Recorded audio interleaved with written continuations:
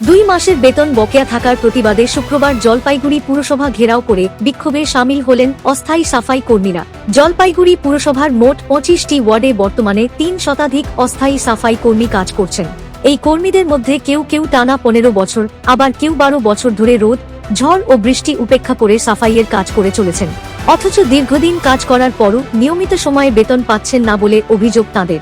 এদিন জলপাইগুড়ি সাফাই কর্মী একটা মঞ্চের পক্ষ থেকে অভিযোগ করা হয়, 3-4 বছর আগে যাদের অস্থায়ী কর্মী হিসেবে নিয়োগ করা হয়েছে তাদের বেতন প্রতি মাসের 1 তারিখের মধ্যেই দেওয়া হচ্ছে, অথচ দীর্ঘদিন ধরে কাজ করা সাফাই কর্মীদের ক্ষেত্রে নিয়মিতভাবে বেতন দিতে গড়িমসি করা হচ্ছে। এই বৈষম্যের কারণ কি তা নিয়েই প্রশ্ন তুলেছেন আন্দোলনরত কর্মীরা। সাফাই কর্মী একটা মঞ্চের সম্পাদক মনীষ রাউত জানান, দ্রুত দাবি পূরণ না হলে লাগাতার আন্দোলনের পথে হাঁটবেন তারা। তিনি বলেন, আমাদের বেতন নিয়ে বারবার টালবাহানা করা হচ্ছে। 30 ডিসেম্বরের মধ্যে বেতন হয়ে যাবে বলা হয়েছিল, কিন্তু তা হয়নি। তাই আজ আমরা আন্দোলনে নেমেছি। এখন থেকে প্রতি মাসের 20 তারিখের মধ্যে বেতন না হলে কাজ বন্ধ রেখে বৃহত্তর আন্দোলন শুরু হবে।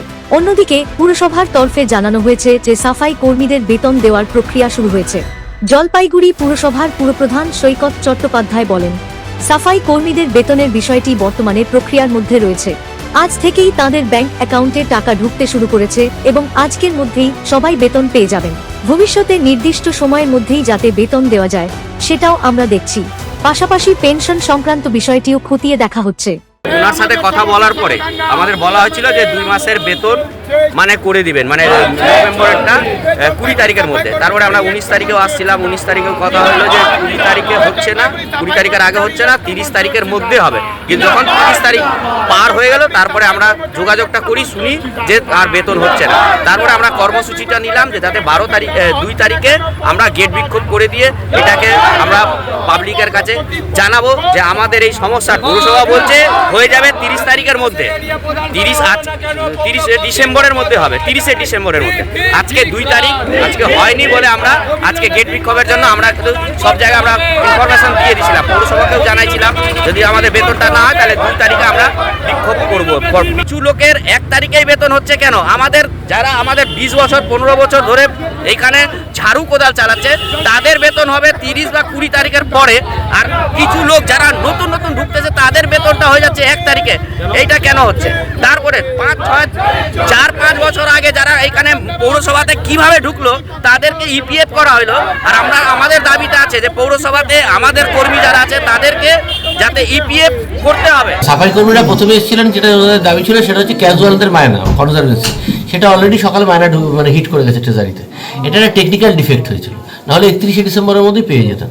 কী হয়, নভেম্বরের মায়না ডিসেম্বরে পাবেন, ডিসেম্বরের মায়না জানুয়ারিতে পাবেন। নভেম্বরে যে মায়নাটা ডিসেম্বরে পাওয়ার কথা ছিল সেটা শেষের দিকে হয়। সেই মায়নাটা, কারণ আমাদের দেখুন, আমাদের যেমন নিজস্ব আয়ের উপর ডিপেন্ড করতে হয়, তেমন তো রাজ্য সরকারের আমাদের একটা এমপ্লয়মেন্ট জেনারেশন স্কিমের টাকা আসে, অনেক বিভিন্ন ক্ষেত্রে টাকা আসে, সেখান থেকে আমরা সাফাই কর্মীদের মায়নাটা করি। আর এটা তো ঠিক যে অনেক বেশি সংখ্যায় আছে, এই সংখ্যাটা অনেক হাই। মাসে 34 লক্ষ টাকা লাগে খালি ওনাদের পেমেন্ট করতে। তা ঘটনাটা হচ্ছে সেটা আজকে আমি 24 ডিসেম্বরই অর্ডার করে দিয়েছিলাম, কিন্তু সেটা টেকনিক্যাল ডিফেক্টের জন্য আটকে ছিল। সেটাই আজকে সকালে ওনাদের অ্যাকাউন্টে ইতিমধ্যে হিট করা শুরু করেছে টাকাগুলো, এবং সন্ধ্যার মধ্যে সহজে হিটও করে যাও। তা ঘটনাটা হচ্ছে যে যেটা বিষয় সেটা হচ্ছে যে রিগার্ডিং পেনশনে কী হচ্ছে, যে যারা পেনশনার্স আছেন তাদের একটা যেটা নিয়ম, আমরা পৌরসভা খুব মানবিক। তার কারণ হচ্ছে যদি নিয়মটা হচ্ছে যে প্রথমে যদি কারোর রিটায়ারমেন্টের সময় যদি তার পিপিও না আসে তাহলে তাকে 6 মাস আমরা প্রভিশনাল পেনশন দিতে পারি, আরও 6 মাস এক্সটেন্ড করতে পারি। কিন্তু আমরা যাদের পিপিও আসেনি আজও, তাদের প্রভিশনাল পেনশন আজও কন্টিনিউ করে যাচ্ছি, কাউকে আমরা বঞ্চিত করি। মানুষকে তো 100% স্যাটিসফাই করা যায় না। কিন্তু পৌরসভা হচ্ছে লোকাল সেলফ গভর্নমেন্ট। আগে একটা সময় কী হতো, বাবা বলে সরকারি চাকরিজীবীদেরই মামলা বেতন হতো মাসের মাঝখানে। মমতা ব্যানার্জি এসে সেটা 1 তারিখই করেছেন। আমি তো সবই 14 নভেম্বর বসলাম, 2 মাস এখনো হয়নি। কিছুটা তো আমাকেও সময় দিতে হবে।